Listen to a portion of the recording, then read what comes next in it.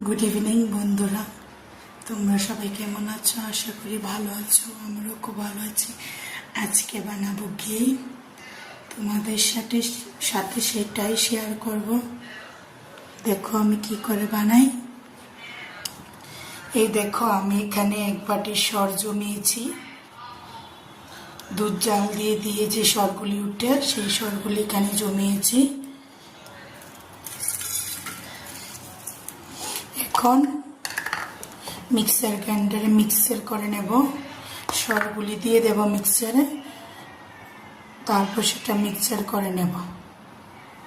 দেখো সরগুলিকে মিক্সার করে নিয়েছি। এখন উনুনটা ধরিয়ে দেব। এই দেখো হাঁড়িটা দিয়ে দিলাম। এখন একটু গরম হোক, তারপর মিক্সার করা এই সরগুলি দিয়ে দেব।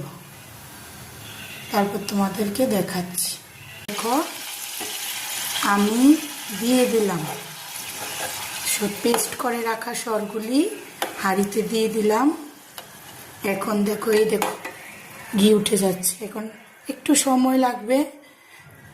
ওই দেখো জালটা আমি একদম চুলার স্টিমটা একদম কমিয়ে দিয়েছি। একদম কমিয়ে করতে হবে, না হলে স্টিমটা বেশি বাড়িয়ে দিলে এগুলি পুড়ে যাবে। পুড়ে গেলে তোমার হবে না, দেখতেও সুন্দর হবে না, তেতো লাগবে। এই দেখো ঘি উঠছে। একটু সময় নেবে। দেখো হাত দিয়ে এরকম কনস্ট্যান্ট নাড়াতে হবে, না নাড়ালে হাঁড়ির যে নিচের জায়গাটা সেখানে লেগে যাবে।